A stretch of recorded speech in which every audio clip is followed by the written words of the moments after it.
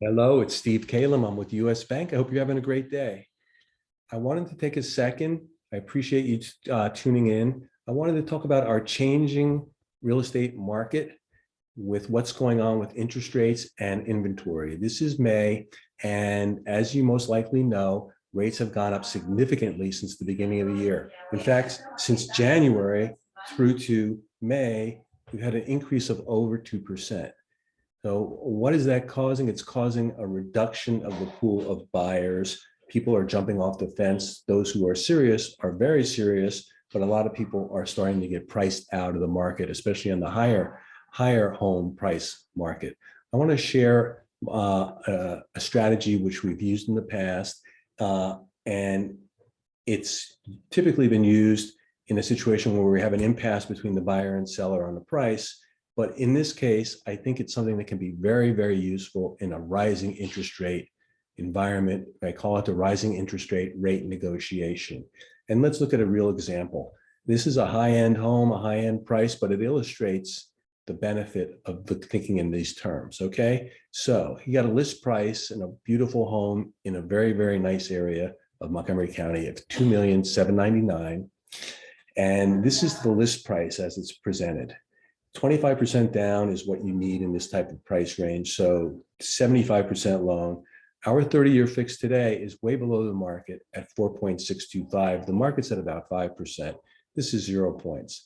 At the total payment, including taxes and insurance, you're talking about $10,890 per month. And you're talking about $773 cash to close with the 25% down. That's where your list is.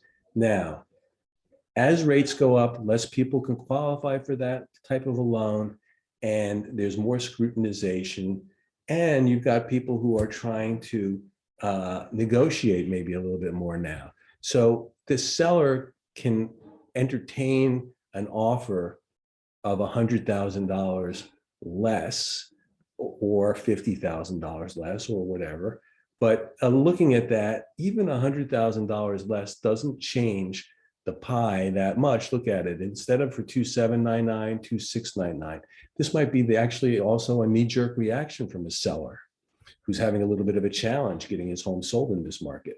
So 2,699, 25% down, 4 5/8, same 30-year fixed rate. Look at the difference in payment. It's only $289 a month. And the cash to close is okay, but it's not going to change anybody's boat in this environment for this type of house. It's 25,000 or so less out of pocket and $289 less a month. So is that really going to change the population of people who are looking for this house? Instead of that, if the seller chose to have creative financing, or if a buyer made an offer with creative financing, we could change the entire dynamics and increase the amount of people who qualify and have some lucky person buy this home for way below market, even though they're paying list price. Let's take a look. If you keep it at list price, $2,799,000, but you offer as the seller specialty financing, below market financing, only on this house, let's just say that equates to the seller paying 2 points to reduce the interest rate. That's $41,000. So they're selling it for $2,799 minus $41,000. You can do the math. 250 something, 254. Okay, 2,754. Okay, I'm a numbers guy. So they reduced their price a little bit, 25% down. The interest rate drops 0.5%, and now the payment drops $875 per month. Now you need to come up with the down payment of 25%, so that's $773. You still got to have that cash, but you're saving $875 per month. What does that really mean? Well, it means that more people can qualify, but even more than that, if you're buying this house, it's the same monthly payment as a house on the market that would be buying, that you buy for $2 million. This is column 4, $2,515,000. You're buying the house for $2,799, but you're paying a monthly payment of $2,515,000. How does that work? Let's go down the last column. If you bought it for 2,515,000, you put 25% down and you had a 30-year fixed in today's market, you would be paying $10,069 a month. Well, you're paying, in this case, in column 3, $10,016. So you're actually lower in monthly payment than 2,515,000. Now, this is a property that you're going to live in. You're going to make the monthly payments. This is the cost of the house. Besides the price, it's the monthly payment over the life of owning the home.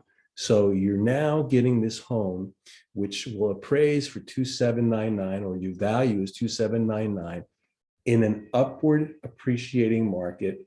Even though interest rates have gone up, the housing inventory is so stretched, so limited, that the inventory is going to, the cost of homes is going to continue to go up. So you're going to have an appreciating asset on a 2,799,000 home going up, up, up. And your monthly payment in fixed dollars that is not impacted by inflation, is going to be the same as a payment for a 2,515,000 house. So that increases the pool of buyers who could buy, who'd want to buy, but it also increases the pool of buyers who qualify. Now, those who may have fallen off the fence because they don't qualify anymore, if you could qualify for a 2.5 or even 2.4, maybe 2.3 home, you can now buy this house for 2,799. So anyway, we can work those numbers, but this is an interesting way to approach this type of situation by having the seller pay a percentage points to pay down the loan, which is a lower actually amount than the purchase price. You're paying down and you're reducing the monthly payment. And therefore, as a buyer, you're getting a tremendous deal. Your asset will continue to appreciate and your payment will be much less, and it will be a fixed payment, even though we're going through a high inflation environment. Please let me click stop the share, and hopefully this makes sense. I'm more than happy to discuss it on a one-off basis. I've done this with listing agents to help them sell their homes. We can do this as part of a negotiation. It needs to be entered into at the right moment of the transaction of the negotiations. When you reach the point where everybody wants to the seller wants to sell their home, the buyer wants to buy the home, this is something that can really bring together the two sides. So it's a win-win for everyone. Thanks again. I hope you're having a great day, and I look forward to speaking with you in the future. Take care. Bye-bye.